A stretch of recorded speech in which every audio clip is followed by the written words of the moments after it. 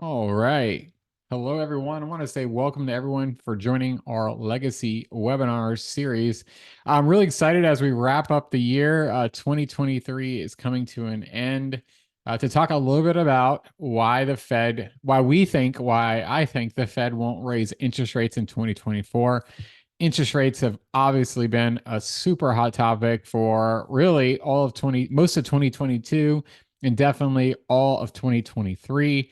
And we're going to talk a lot today about the economic data, the indicators that we're seeing that tell us that the Fed is done raising interest rates, that there's no more hikes coming, at least for the foreseeable future in 2024. There are some scenarios or alternative solutions, I should say, or alternative outcomes, I should say, that could lead the Fed to hiking interest rates again. But as of right now, what we're seeing leading economic indicators, we do not believe that's going to happen, which in our opinion is going to set us up for a really great opportunity in 2024 to buy some really high quality commercial real estate. So let's get started. Let's dive in. And if you have any questions, just a little bit of housekeeping, please put them in the Q&A box. Usually we have really smart investors, really savvy investors on these webinars that have some really great questions. So don't be afraid to drop them in the Q&A. I will get to them at the end. If you want these slides, please just shoot us a text, 281-559-7061. Just text the word slides over and the name of the webinar. The name of the title of this webinar is Why the Fed Won't Raise Interest Rates in 2024. Just text that number there. We'll make sure we get these slides over to you as quickly as possible. And just a quick disclaimer, this webinar is for educational purposes only. We do this to provide you with some insights and education, but it is not legal or accounting or investing advice. And we always recommend that our investors consult their CPA or financial advisor before they obviously get into any type of investment opportunity, just because everybody's situation is different and we want to make sure you're doing what's best for you. So a little bit about our team here at Headway before we dive into the webinar. If you don't know who we are, I want to say welcome. Thank you for attending. We do have quite a few new people here on. I see a lot of new names on here. I see some repeat names as well. But I want to introduce myself and our team over here at Headway. If you don't know who Headway Capital Investments is, this is our team here.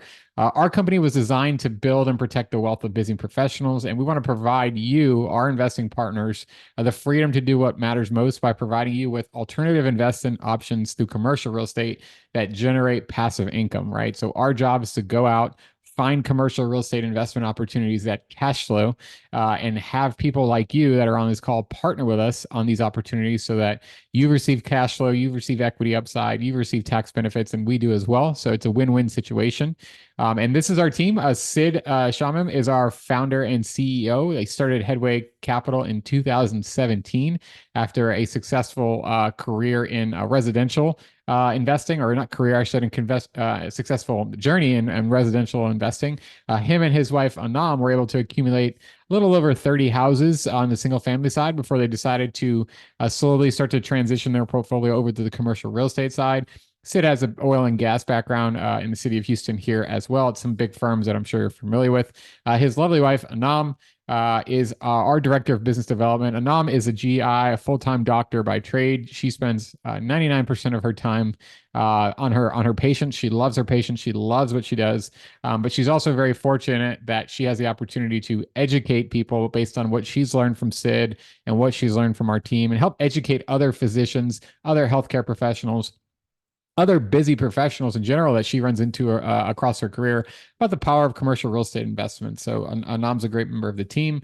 And then our CFO and Chief Investment Officer, Umar, he is just a wealth of knowledge when it comes to numbers. So he makes sure that our books are nice and clean, our investors are getting clean reporting, our properties are running really well financially, and that we're buying good deals. My name is Brian. I'm the Director of Investor Relations here at Headway Capital. My job is to build relationships with all of you. I get on calls with investors. I talk to investors every day, and I try to find what they're looking for, and I try to see if we are a good fit for them. So The more I talk to you, the better it is, because we want to go out there and source opportunities that make sense for you. And if I don't have conversations with our investors, I don't know what they're looking for, right? So my job is to go out, find investors, build great relationships with them, and make sure that they get that white glove special treatment that all customers expect anytime they're working with anybody, right? Especially an investment firm. So if you ever have any questions, I'm your go-to guy. Please feel free to reach out to me at any time. A little bit about our track record. We have a little over $500 million of assets under management, 539 to be exact, which equates to a little bit over 3,000 multifamily apartment units. So we do have some car washes in there as well. And we really target our really buy box, I should say, on what we're looking for when it comes to an investment profile is we want to average on the low side 20 to 25% average annualized returns, but we're really aiming for that 25 to 30. We want to find great deals. And we do have currently today over 430 active passive investing partners, which means that over 400 investors have trusted us with their hard-earned money to partner with us on deals since we've been acquiring deals in 2017, 2018. So we have a wealth of experience working with investors and are always looking for great opportunities to continue to add value to our existing investors as well. And this is our secret sauce. This is how we produce results. We're really, really focused. We stay focused on really one or two things at a time. We try not to step too far outside of our lane. There's so many great investment options out there in the world of commercial real estate. Well, we can't be experts at everything. So our bread and butter is multifamily. We recently started adding some car washes to our portfolio personally, and then to our investors as well a couple years ago. And we also have an income fund that we offer our investors who want cash flow and don't really care about equity upside and tax benefits. They're just looking for monthly cash flow. And that's it. We really don't step outside of that too much. We're not looking at industrial or self-storage or hotels or things of that nature. We love multifamily car washes. We're really purposeful with all the actions we take, and we stay really disciplined, which means every move we make, we're very strategic. We take a lot of thought. We take a lot of time to make decisions. And once we make those decisions and we stick with it, we're very consistent at what we do. This has allowed us to produce great team members, great leaders in our company, and ultimately to produce great results for our investors as well. So let's jump right into it.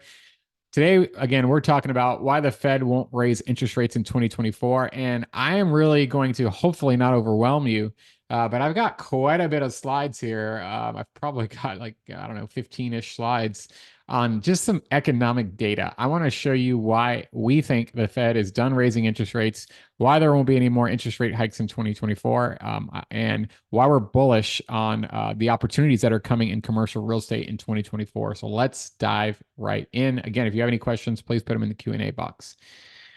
Let's talk a little bit about the meeting that just happened a few days ago. Last week, the Fed had its regularly scheduled FOMC meeting in December. They don't have this every month. There are a few months that they skip throughout the year, but it happens most months, I should say. And these are some headlines that I went and pulled from the after the meeting, right? So you'll see here the first one here, Powell, the Fed Chair Jerome Powell, confirms that the Fed has likely finished raising interest rates.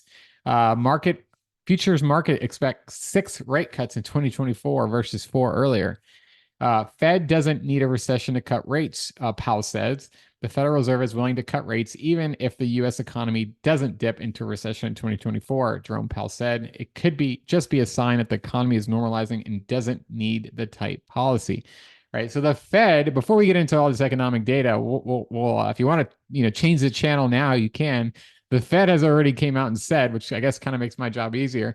The Fed already came out and said, or is hinting at, I should say, last week, they basically said that they're done raising interest rates and we are already in restrictive territory. If you go through and read the notes from the meeting, which are summarized after the meeting, and you can, if you're, somebody like me who just loves economic data, you go through and read the notes, you'll see that they're already signaling that they believe we're in restrictive territory and that there are rate cuts coming because they believe the policy is restrictive enough, right? So their goal is a soft landing, which we'll talk about throughout this presentation, but they are already telling us that there are no more rate hikes coming, and they're saying that there's going to be actually cuts coming in 2024. So that makes my job easy today. But let's look at some of this other stuff. And I just want to highlight this is kind of funny because at the beginning of the month, you'll see this article headline from December 1st says that the US Fed chair says it's premature to speculate on rate cuts. So just 3 weeks ago, 3 weeks ago, Fed Chair Jerome Powell said that it's premature to speculate on rate cuts. 12 days later, the Fed policymakers discussed timeline to start rate cuts. Jerome Powell, same chair, right? So it's amazing how things change in 12 days. But they're seeing things on the economic data side that's making them very dovish, that they're bullish on 2024, and they're trying to hit that soft landing spot. So I think that's why they're deciding to start talking about rate cuts. So that's the meeting. And you'll see also too, if you don't watch the treasury market like we do, the 10-year treasury has really fallen off of a cliff right before the meeting, but especially since after the meeting. The 10-year treasury is something that really drastically impacts interest rates. So it's something that we look at very closely. And the treasury has just basically falling off a cliff. Right now, as of today, it is 3.89%, right? So that number is drastically lower than it was just a few days ago. Not that long ago, it was right over 5%, right? So the Fed, the 10-year treasury has drastically fallen off a cliff. So the 52-week range for the treasury is from 5.02 to where it is now at 3.8 some change, right? So the 10-year treasury has fallen off a cliff, which means the market is reacting. It's anticipating these rate cuts coming, which is, again, very interesting.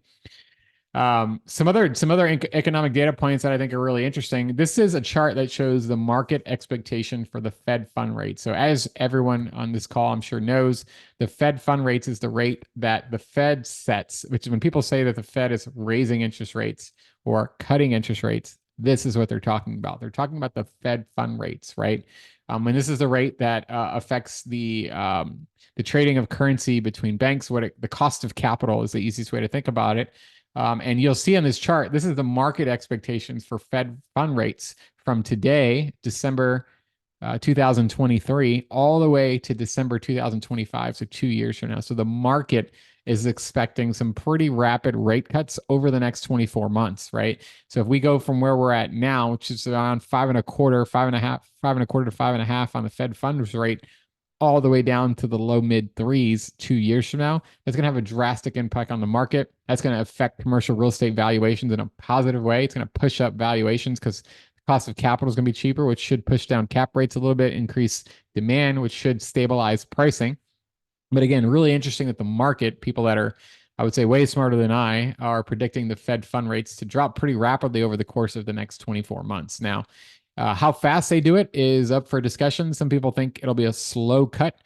There's a lot of, you've probably heard this saying that they're going to be higher for longer is kind of like the industry term you're hearing thrown around right now. People are anticipating these rate cuts are going to not come until later 24 or early 25. But the market, I would tell you, the market is anticipating these rate cuts as early as March, 3 months from now, all the way to summer of next year, 24, right? So sometime between March and June, the market is forecasting that there's at least one rate cut. Wow. That could be 10 basis points, could be 25 basis points. Usually it's in 25 increments. So 25 basis points, 50 basis points, 75 basis points. Who knows how fast they're going to cut or how aggressively they're going to cut.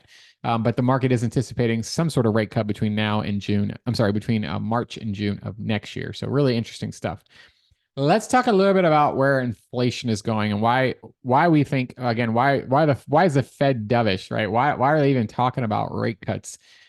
Inflation is trending lower. So you'll see here on this chart, the two measures that we really look at are CPI and core PCE, which takes out a couple of metrics that gives a more accurate reflection of where inflation is.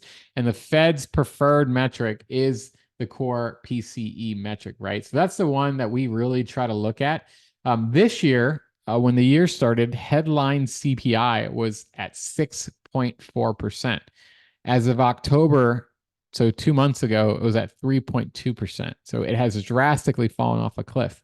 And then the Fed's preferred method of inflation, as I just mentioned, core PCE, was at 4.9% to start the year. And as of the end of October, it was at 3.5%, right? So we are seeing a drastic increase in inflation. Now, the Fed is trying to get inflation to 2%. That's their goal. That's their arbitrary number that they created back in the 80s that they decided like, hey, 2%, is a healthy rate for inflation. That's what a good economy, a good US economy should be at.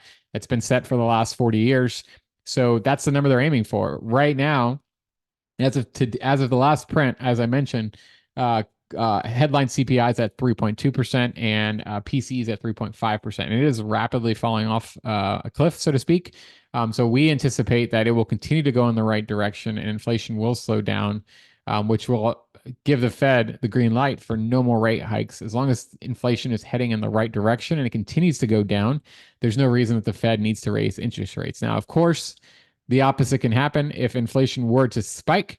Let's say next month or in 2 months or in 3 months, it's not at 3.2%. It's going the wrong direction. It's going to 3.5. It's going to 4. Then that's a bad sign, and the Fed might reconsider the idea of hiking interest rates, bringing them up in a more restrictive territory if inflation is creeping back up again. So, really important stuff. Really important. Really good information here to know. This chart is also really something I found very interesting. So we talked a little bit about PCI a little bit, but the core PCE index is the personal consumption's expenditures, and it basically includes prices excluding food and energy prices, right? So we talked about the headlines like to talk about CPI, but the Fed's really looking at core PCE because it doesn't include food and energy, which are arguably the two things that our consumers are feeling the worst about right now. Food and energy costs are really expensive, although gas has drastically dropped, the price of oil has drastically dropped. And then the core PCE price index measures the prices paid by consumers for goods and services as well as the volatility of caused by food and energy, right? So we just talked about that. So really important. What's interesting here is this chart, which is from Pensford, that shows what the median or what the forecast core PCE rate is. So you'll see here that the projection for core PCE in 2024 is actually 2.4. And they're projecting that the Fed fund rate goes from 5.25 to 5.5, where it's at right now, to down to 4.6. So the one thing that I think is really interesting that I wanted to highlight is that historically the Fed is usually off by 1.54% during rate cuts. So what that means is that the Fed usually misses the mark. They usually either overhike or underhike by on the average at about 1.5%. So what that means is if they're anticipating the Fed fund rate to be 4.6 by this time next year. 4.6 is their Fed fund rate goal, and they're usually off by 1.54%. If you subtract 4.6 minus 1.54, that means that realistically speaking, if this holds true, rates could be actually at 3.06%. Let's just call it 3% by December of 2024. So if the Fed keeps its track record of missing the mark in either overshooting or undershooting by 1.54%, which is their average amount of being off historically speaking. Right now, today, they're predicting that the Fed fund rate this time next year is 4.6%. If they miss the mark, which they almost always do, by that 1.54%, the Fed fund rates actually might be even lower. We might get to 3.06%, which would be a drastic, rapid drop going from 5.25, 5.5 down to 3% in only 12 months. So we will see if this holds true. Really interesting stuff here. Let's talk a little bit about national debt. And another reason why we are, like I said, predicting that the Fed won't raise interest rates here. And it really has a lot to do with the national debt. So this number is insane for something that I don't know if this is something that people are watching or they're talking about. There was an issue earlier this year with the debt ceiling and it had to get moved and extended. You'll see here that the U.S. has added $10.3 trillion, trillion with a T, of debt since 2020. We had a debt ceiling crisis earlier this year. You guys probably saw about it in the headlines. It was right before summer. There was a crisis with the debt ceiling that had to basically extend and kick the can down the road. And ever since then, we've continued to put ourselves in a situation where we have a lot of debt piling up. The U.S. is rapidly racking up debt, right? So at current rates, the U.S. could owe over $2 trillion of debt in 2024, just paying for the interest on the debt that they own, right? So it's not in the government's necessarily best interest that we stay in this super restrictive territory and the government has to continue to print money, right? So or continue to rack up debt, I should say. So we don't want this to happen. But if the U.S. enters a recession in 2024, this number could be even worse, right? So if we enter a recession and the government gets in a situation where they have to print more money, kind of like what happened during COVID, this debt is going to rapidly explode. So the government does not want us to enter recession. They do not want us to continue be more restrictive with these interest rates, because the harder the government, the harder the Fed pushes on these interest rates, the more likely we are going to enter a recession. If we enter a recession, there could be a situation where more debt is needed by the government to stimulate the economy, which means we could be racking up even more U.S. national debt than we have right now. So it is a big problem that we're having, and it is not in the government's best interest that the Fed continues to stay restrictive for extended periods of time and continue to raise interest rates, but we will see, right? So this is another chart that I found that I thought was really interesting, that the U.S. government solvency is becoming less certain. So more and more investors bought insurance against a potential U.S. government default this year, which, again, just really interesting investor psychology, investor sentiment, that people are starting to buy insurance that the government might default on its debt because it's racking up insane amounts of debt, right? So it still remains elevated compared to prior to, you'll see here on this chart, prior to January 2022, it was really close to zero, really close, under 10 basis points. Now, even though it's dropped off a little bit towards October, we are still elevated. People are still placing bets that the government might default on its debt, right? So again, just another problem that even though the Fed technically isn't a government entity, it's hard to argue that they're not influenced by the government, and politics don't play a role in this. So the amount of debt that we have and the debt ceiling crisis that we're going through, that we will continue to go through for the next year, will play a role in the Fed's decision-making policy on, do we raise interest rates or do we cut interest rates? How restrictive do we stay? I want to pivot a little bit and talk a little bit about the housing market, and again, why we think the Fed won't raise interest rates next year. So this is a really interesting chart from Redfin. I'm sure everyone knows Redfin. So it shows here that home purchases fell through a highest rate on record in November. So this is from last month. Monthly pending home sales that fell out of contract as a percentage of overall pending home sales. So what this means is that we saw a almost 16.5%, if not higher, amount of homes that fell out of contract in November of this year, November of 2023. So you can see here that this is the highest on record since COVID, right? So obviously during COVID, March of 2020, you see this massive spike right here. That's because people who were under contract when COVID hit, those lenders weren't giving out loans. People weren't wanting to move houses. People didn't want to sell. People didn't want to buy. The market froze.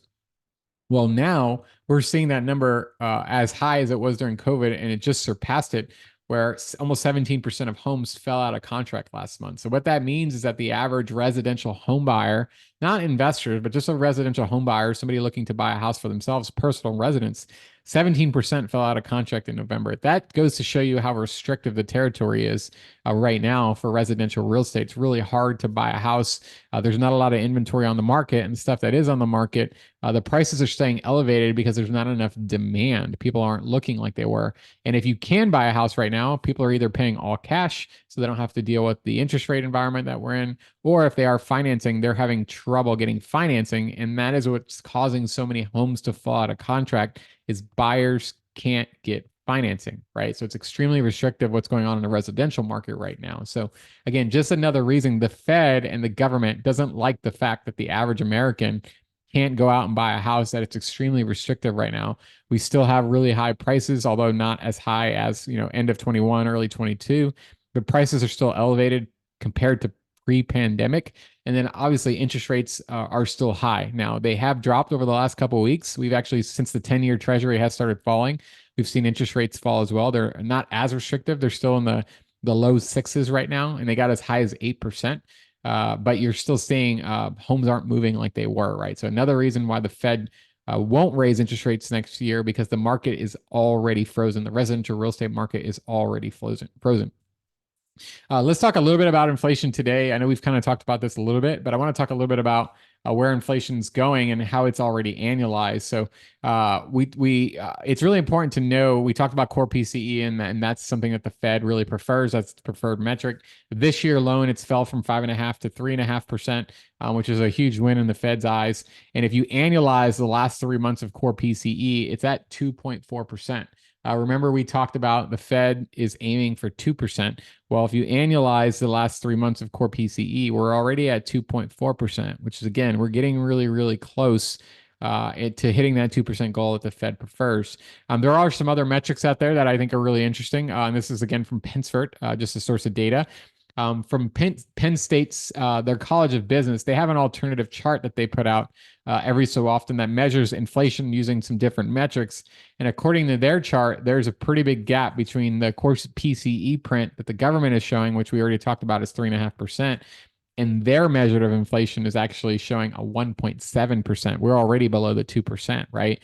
So depending on who you're looking at, whether it's this chart here from Penn State College of Business, or you're looking at core PCE, or you're looking at PCI, you're already seeing, CPI, you're already seeing that inflation is heading down, it's heading lower, which gives the Fed a green light to not raise interest rates. There's no reason to raise interest rates if inflation is continuing to drop. So again, just another chart that really shows why there's no reason to, I think I skipped ahead here too fast, why there's no reason to raise interest rate. I also want to talk a little bit about the stock market, just changing charts here. The stock market actually had a pretty interesting reaction over the last 48 hours. There was a big drop that kind of erased a bunch of games, and then it rallied really quickly, which is, again, really interesting to watch. But the stock market is something that we keep our eye on, even though we're real estate investors, to see what's going on in the market. We've been seeing a lot of talk about AI and the Magnificent Seven, and I think it's really interesting to note that the gap between the Magnificent Seven and the other 493 companies on the S&P 500 is very large. It has about a 63% gap between the returns that the Magnificent Seven are producing, those AI-related stocks, the NVIDIAs of the world, the Microsofts of the world, the Googles of the world, and the rest of the companies. There's a 63% gap between the two and the types of returns they're producing. And without those, the returns would be relatively flat. So this year alone, the Magnificent Seven is up 75%, while the remaining companies are up only 12%, right? So combined, the S&P 500 is up more than 25% this year, which is more than doubling. The Magnificent Seven, which is more than doubling the S&P 493's return. So again, the stock market is something that we keep an eye on, and in regards to how this relates to how the Fed is watching what they're seeing, the stock market is doing extremely well, which in their eyes, again, is no reason that they need to go aggressive and raise interest rates, because they're seeing good things in the market. So again, just really interesting stuff to watch, and another thing to keep an eye on as you kind of go through, why we think the Fed is not going to raise interest rates next year. So this other chart that I have here is also really interesting, because it shows here that the S&P 500's total return index is actually on pace to hit a monthly closing high for the first time since December 2021. So what do all-time highs mean going forward? So again, this chart shows the total return metrics, a total return index for the S&P 500 overall. And you're seeing here on the chart as of today that it's about to hit a record high. Well, the one thing to note, and I think we're all really savvy and smart here, is there's that saying, what goes up must come down. And anytime you see something that's at an all-time high, you should probably be a little nervous, because that might mean you're overpaying. So even though we talked a little bit about the stock market here and how awesome it's been this year, a lot of people have been making a lot of money on the stock market, we're also seeing that the S&P 500 is hitting an all-time high. Well, if we go into a situation next year where the market gets a little bit more restrictive, and we start to see some sort of correction in the stock market, again, it's not giving the Fed a green light that they need to continue to raise interest rates if the market has some sort of correction, right? So I'm of the belief, personally, I'm not a big trader, I'm not a big stock guy, but anytime I see a market that's super elevated and that is hitting an all-time high, that usually means to me that there's some sort of correction due. And if I'm the Fed and I see a correction coming around the corner, again, these guys are way smarter than I, there's no need to raise interest rates to make it even more restrictive than it already is, right? So again, just another thing to keep an eye on when it comes down to the stock market and other alternative and all other investments out there. This next thing I want to talk about is unemployment, right? So unemployment here is something that we definitely keep our eye on because the Fed's one of its core mandate is making sure that they stabilize employment. The Fed, one of their jobs is to make sure that unemployment does not run rampant. Back in the 70s, back in the 80s, unemployment got really, really high. We saw 7%, 8% plus unemployment rates, which sounds like a small number. You're like, oh, 7 or 8%. That's not that bad. Well, right now, unemployment is, you'll see this chart here. It's about 3.7%, if I'm not mistaken, according to the October number. This chart shows 3.9, but it is sub 4%. The Fed never wants unemployment to get above 4%. That's sort of their number, just like they want that 2% inflation rate. They don't want unemployment to ever get above 4%. That's what they would call restrictive territory. So we're bouncing between that 3.7 and 3.9% rate.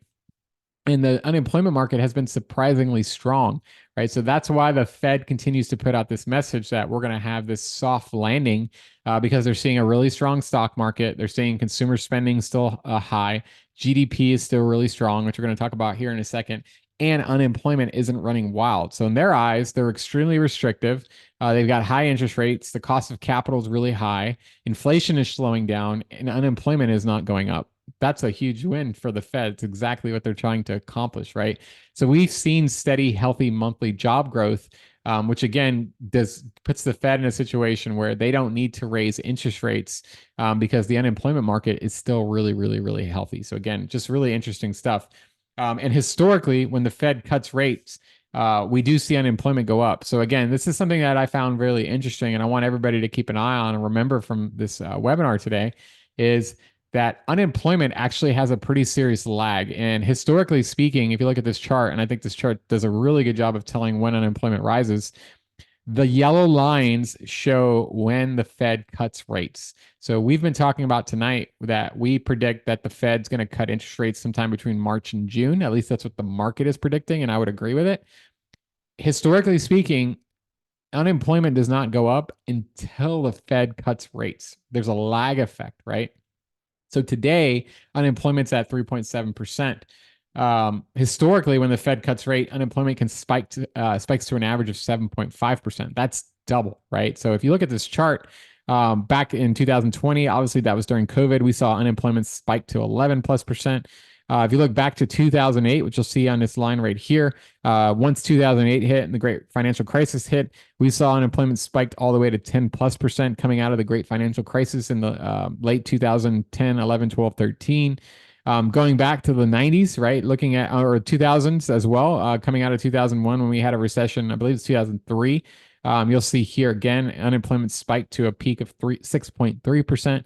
So what this chart is basically saying, and I have it here again on the next slide, which I think is really, really interesting, is there's about a 3-month lag from when the Fed cuts rates to when unemployment starts to spike. So what that means is if we see a rate cut in March, April, May, June, or July of next year, 3 months later on average, you're going to start to see unemployment spike, which again, is just really interesting how the market reacts. And you'll see here the Fed cuts and recession history. It usually takes anywhere, you'll see the highest on here back in 1989. The first cut was in June of 1989. We didn't see unemployment spike until July of 1990. It was a 13-month delay. But kind of looking at some more recent stuff here. 2007, August 2007 was the first rate cut. Just 4 months later, sorry, we saw the first unemployment spike. And then in 2019, this is even prior to COVID, right? So the first rate cut was in August of 2019. By March of 2020, when COVID hit, that was the first time COVID started to become a thing. It took about 7 months. We saw unemployment spike rapidly. You could argue if that was COVID or something else, but we were heading that direction already anyway. So long story short, the Fed has not cut rates yet. But when we see that first rate cut, I would anticipate that there is a spike in unemployment. And if there's a spike in unemployment, the Fed is not going to want to raise interest rates because their mandate is to make sure that Americans have jobs and we don't hover above that 4%. So we'll see. The next thing, talking a little bit about some data here, continuing to talk about data, GDP. So economic conditions for 2003, expectations for 2023 have steadily improved, right? So the GDP numbers actually came out earlier today or on, yes. So on this next slide, it says here, U.S. third, this is from today, U.S. third quarter GDP growth trimmed to 4.9%, with consumer spending not quite as strong. So even though GDP, we missed the mark by a little bit, I believe the target was 5.2%. 4.9% is still a really strong GDP number, especially because it was heading in the wrong direction earlier this year. GDP was shrinking. So we're on pace to still, we're still on pace for the year to be above 2.4%, which is exactly what the government likes to see. And the Q3 annualized quarterly growth rate was 5.2%. So GDP is still really strong. And we've talked about this earlier. We still have strong GDP. Consumers are still spending money, at least according to the data. So again, just another reason why the Fed doesn't need to raise interest rates, because they are we're still seeing a really strong economy, still seeing a really strong consumer spending habits, right? So there's some kind of counter arguments to this that we'll go in towards the end about why really strong GDP and really strong spending while still in an inflationary environment could actually be really dangerous. But I'm not going to go into that right now. We're just talking simply about the data and what we're seeing in the market. And now let's move on to that conversation. So the one big risk that we see and that I see when it comes to talking about GDP and CPI and inflation is has to do with what happened back in the 1970s. So let's peel back a little bit. Back in the 1970s, we saw a chart, or we saw inflation that was actually very similar to what we've seen here over the last couple of years. So I wanted you to look at this chart that I pulled from a data source called Apollo. And you'll see here back in the early 1970s is when we started to see CPI, which is inflation, really start to ramp up. It was really 1972, 1973, you started to see inflation rapidly rise, which is very similar to what happened in 2020. You'll see here 1972, 1973, which is 2020, 2021. The numbers, the charts are almost exactly correlated. It's actually really scary when you look at it. What happened? We then started rapidly raising interest rates, just like they did in the 1970s. And what happened? Inflation started to drop, right? CPI started to drop. You'll see here in 1974, around July, I believe, in 1974, early 1975, you started to see inflation rapidly drop, which is very similar to what we're seeing today, right? Inflation is dropping, right? 2023, we're about right here on the line. So you'll see here the green line ends, which is where we're currently at today, today's current CPI. And what happens next is as good of a guess as mine. You will see that since 2015, give or take, the data has been scarily correlated, eerily. It's pretty scary to look at how correlated the data between the 1970s and today is. You'll see it's almost went hand in hand with the exception of a few small moments, but the data has been trending in the same direction. So if this holds true and we cut interest rates too early, there is a chance that exactly what happened in 1980s, you'll see here back in 1978, 1979, we started to see interest rates rise again. There was about a 4-year delay.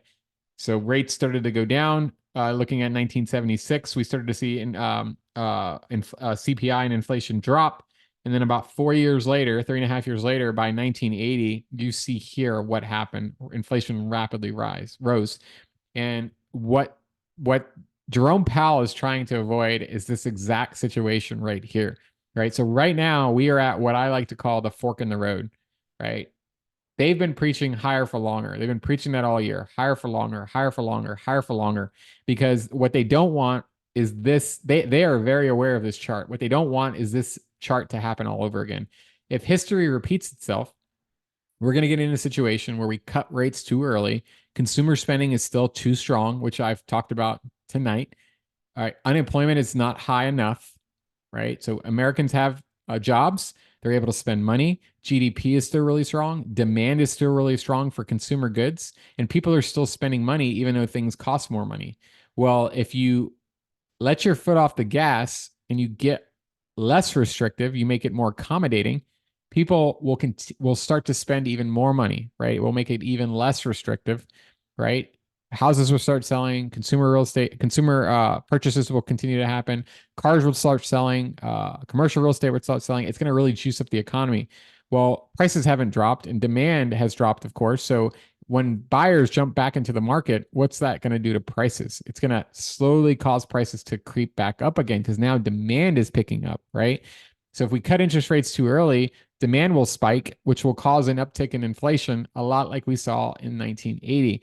So Jerome Powell's in an interesting situation right now where he's preached higher for longer for the last 12 months, but now the market is signaling that they're going to be cutting rates. Well, if they cut rates too early, we've already seen what could happen by looking at history, looking at what happened in 1980. Now, the situation there was very different.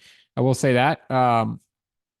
Unemployment was really high back then. We were already at 5, 6, 7, 8% unemployment. We were at 3.5 or 3.7, I think I showed earlier. So we're not seeing that same job loss. But what happens when we start to cut rates? We talked about this a minute ago, right?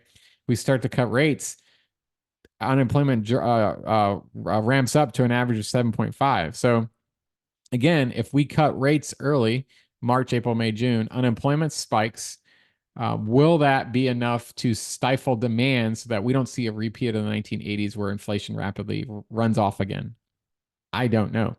But there is a risk associated with that. So even though we're predicting that the Fed will not cut interest rates in 2024, well, I'm sorry, not raise interest rates in 2024, there's some risks associated with them cutting too early, right? So while we all want them to cut interest rates because it makes it a little bit more accommodating to invest in just in general, both in commercial real estate, non-commercial real estate, just investing in general. They cut too early, there's a risk associated with that as well. So it's going to be really interesting to see. We don't have a crystal ball, but what we do believe is going to happen next year, because of how restrictive it's been, is there's going to be opportunities in the market. And I want to speak specifically for a moment about the commercial real estate market. The Fed has raised interest rates very rapidly. We've talked about that all night. We've beat that horse with stick pretty good. It's very restrictive right now for a lot of real estate investors. It's very hard to get deals done, to buy new deals, and it is making very restrictive for current owners to operate deals. There are a lot of owners in the market right now that are seeing what we call financial distress, meaning it's not operationally distressed, it's not cosmetically distressed, it's financially distressed. That means that they are in a situation where they are having a hard time paying their mortgage, they're having a hard time paying their bills because of the current economic environment we're in. Texas, in particular, has had a few headwinds that have not been favorable to us. One is inflation. So the inflation has made it harder for consumers to pay rent. That's affected collections. Two is the interest rate environment, right? So interest rates are really high, and most of the commercial assets that were bought, say from 2019 to 2022, especially 2020 to 2022, are on what's called floating rate debt, which means their mortgage payment changes every month based on where the interest rates are. If they do not have a mortgage interest rate cap on it. So a lot of investors bought these deals at a 3.5%, 4% interest rate, and now their interest rate's at 9%, 8%, right? It's a really high interest rate, and they can no longer afford to pay the mortgage payment. So they're behind on their note. And they're considering selling the property, but they can't because values are down 30% compared to the highs they paid for it, right? So they're in a situation where they're in financial distress where they need to sell, but they can't. They need to refinance, but they can't. So a lot of people, their only option might be, if they don't have the cash on their personal balance sheet to invest, and investors are not willing to put more cash in the deal, they might get put in a situation where they actually have to hand the keys back to the lender and go into special servicing and try to work with the lender to see if they can either renegotiate the terms of their loan, or they'll just have to give the property back to the lender. Well, some lenders are going to take that property back very gladly, and they're going to try to get it off their balance sheet as quickly as possible. They're going to want to sell it to investment groups and investors that have the capacity to close on the deal and buy it at a discount just so they can get it off their balance sheet, potentially for the value of the note. Maybe they make a little bit of money along the way.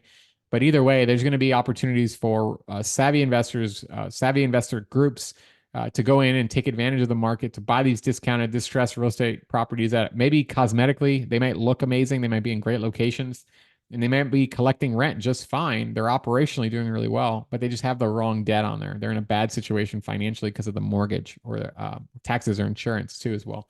So there's going to be opportunities in the market, and we want to seize those opportunities. We want to prepare you. We're preparing for discounted real estate in 2024. So we are positioning ourselves to take advantage of these investments, right? That we see this as an advantageous opportunity. How many people on this call wish they bought real estate in 2013, 2012, 2011, coming out of the great financial crisis when basically all real estate was between 30 to 50% off or more, depending on the market you were in. I think we would all raise our hands here. We probably wouldn't be on this call right now if we all bought a bunch of real estate back then and either we're still holding it today or we sold it somewhere along the way, right? We probably would have made a very healthy investment proceeds from those sales, right? Or they're cash flowing amazingly if we still hold it. So timing is really important when you invest in real estate. You can't time the market, but you definitely want to read the tea leaves, so to speak, and look for opportunities to buy discounted, distressed real estate when the opportunities present itself. And we believe the opportunity is presenting itself coming up in 2024 and 2025. So we want to position ourselves by making you knowledgeable and educated about these opportunities. That's why we're talking about this today. And we want to talk about strategies for these market conditions and buying these investment real estate, buying these discounted real estate at a great value, right? So the last thing I want to highlight is it's important for you as a passive investor. I think 95% of people on here are interested in passively investing in real estate, that we try to invest in deals that come with strong cash flow, right? That's really, really important. Discounted real estate, if we're buying distressed discounted real estate, right now is a time where you really want to try to invest for cash flow. Cash flow is your safety net in these type of tough economic market conditions, and you want to try to get as much cash flow as you can right out the gate. Now, year one is not always like the highest and best, but you want to make sure you have some cash flow, right? So we're really looking for these distressed opportunities that we can either buy or take directly from the bank, or we can buy from on-market deals on brokers and try to find strong cash flow, right? So that's going to protect you in case there's any type of other further market downturn, right? So whether it's bought with floating rate debt or it's bought for fixed rate debt, it really depends on the business strategy, but you want to make sure there's strong cash flow. So I would encourage anybody and everybody who's on this call today to make sure that if you're looking for investment opportunities in 2024, be looking at the cash flow, be looking at the cash flow that it generates year one, be looking at the cash flow that it generates year two. That's really going to protect you if the market does do what we talked about and take a repeat of the 1980s. You want to make sure you have strong in-place cash flow so you can weather the storm. It's important to know that real estate is a long-term investment, right? So we should not panic if we have a down market like we've had from, say, mid 2022 to now. We should not be panicking. We should be preparing. We should be strategizing. We should be looking to take advantage of the down market so we can come out ahead and sell for a profit when the market picks itself back up. These are 3, 4, 5, 6, 7-year investments. So the goal is getting in here, buying a discounted deal at the right price, paying the right price, having the right strategy in place. That means having the right business plan, using the right type of leverage, using the right type of debt, making sure the debt matches the business plan.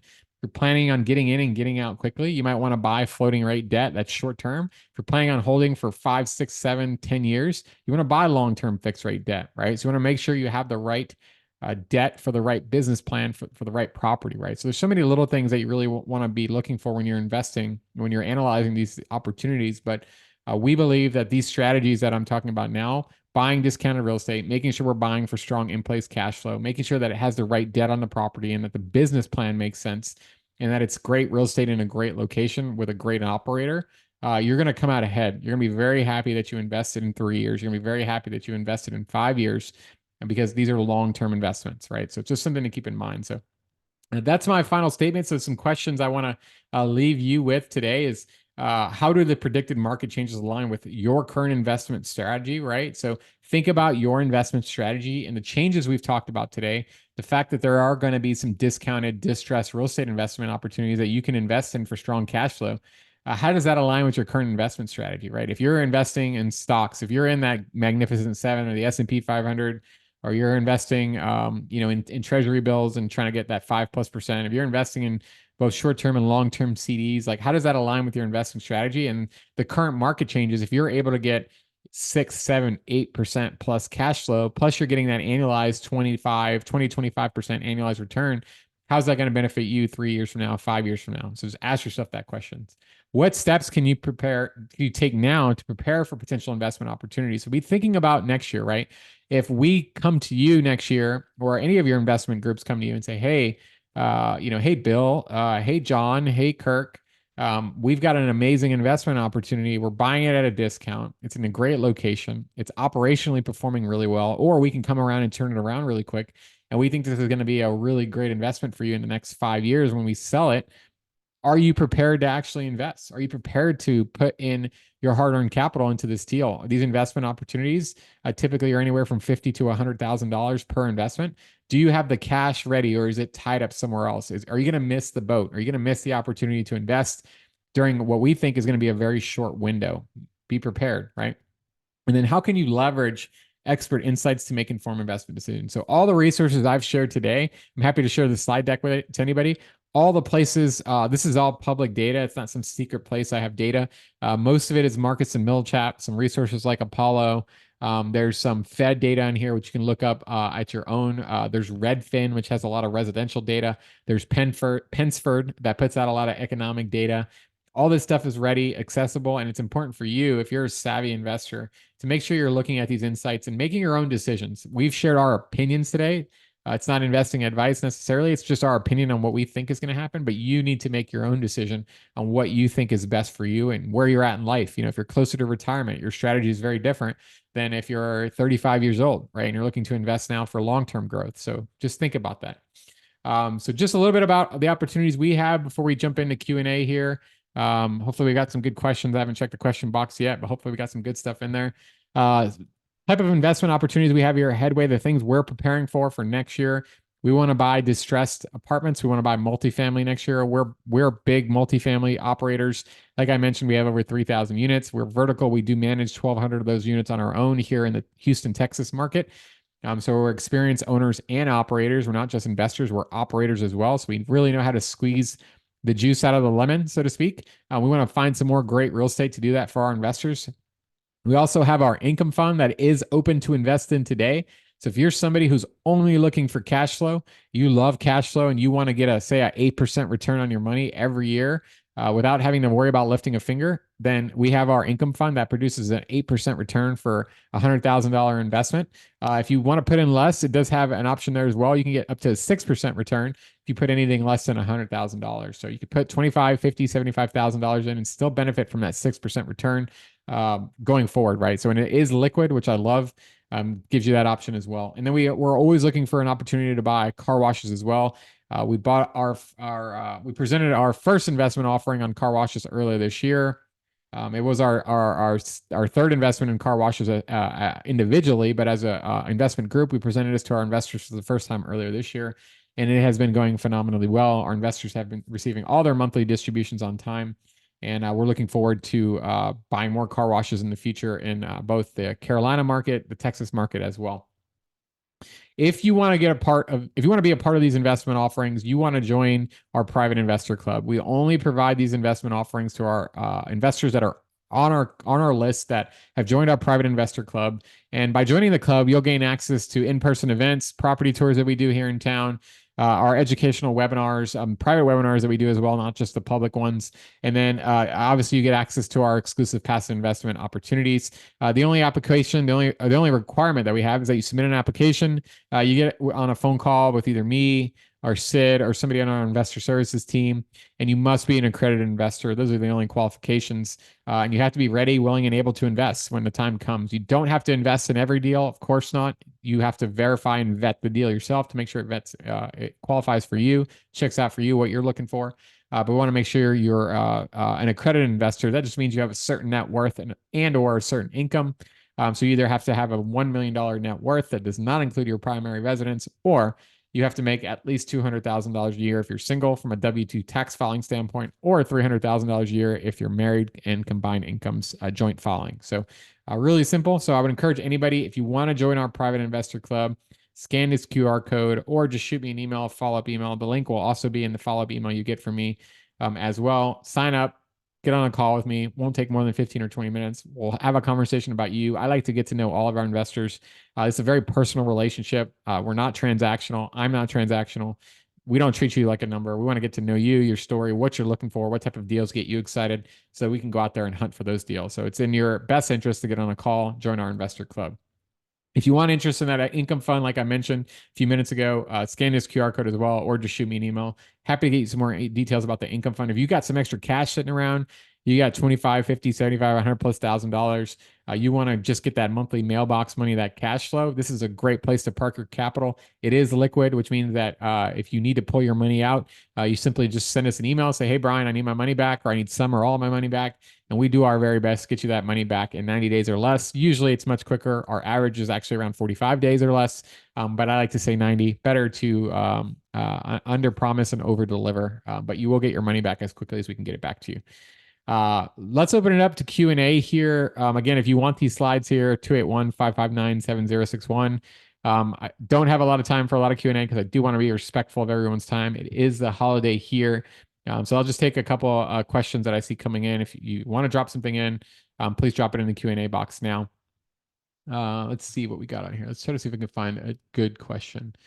What is your prediction for the multifamily market in 2024? Oh, that's a good one. I think I kind of talked about that.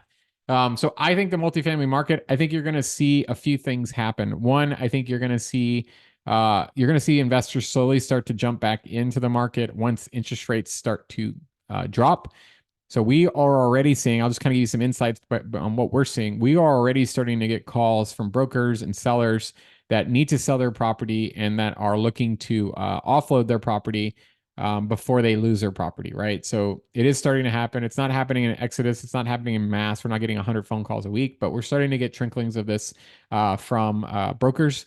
And we're also just starting to see investors that just need to sell. They're not necessarily distressed in the sense that if they don't sell, they're going to lose their shirt, but it's just time for them to sell. They executed their business plan and they're ready to sell. The current market conditions make it very restrictive to sell a property. It's a buyer's market right now, which is great, right? So in this situation, typically what that means is we're going to find some really good opportunities to invest. It's going to really come down to, can we get the right team together? Can we get investors interested in the deal? And can we get the right debt on the property? Are the banks willing to loan the money on the property, right? So I think there's going to be some great opportunities. We think there's going to be some great opportunities in 2024. We think we're going to finally see some really strong cash flowing deals where we can get you that 6, 7, 8+% annualized cash flow. We can get you that 25% average annualized return, and we can find some really strong deals that make a lot of sense. The last 2 years have been really tough. We haven't seen any multifamily deals in a long time, at least here in Houston, that have made a lot of sense for us, especially the last 12 months. We have not bought any multifamily in the last 12 months just because it's been extremely restrictive and deals don't pencil. We're not going to buy deals that don't cash flow. It just doesn't make sense. So my prediction is you'll start to see cash flowing deals next year. You'll start to see discounted, distressed deals next year. I think it will be harder to find investing partners like the people on this call. They're going to be a little bit more nervous. But I think the savvy, smart investors that are attending webinars like this, that understand what's going on in the market and understand that the best time to buy is when everybody's fearful. Warren Buffett has a great saying, be greedy when others are fearful and be fearful when others are greedy. Well, investors were very greedy in 2020, 2021. And what happened? The whole thing it was a house of cards. It came crashing down. Fed started raising interest rates. Property values dropped 30%. Now a lot of investors can't afford their properties. Well, now we're in a time in the market cycle where we're actually very fearful. Well, according to Warren and the late Charlie Munger, now is the time to be greedy. It's time to buy as much real estate as you can if there's a market downturn because things are discounted. And even though it's going to be challenging to get the debt from the lender and challenging to necessarily talk yourself into investing $50, $100+ this is the time to buy. This is the time to take a little bit risk because you're going to have more upside. You should see more cash flow, right? So we're very bullish on multifamily next year. We still think there's a lot of need for housing.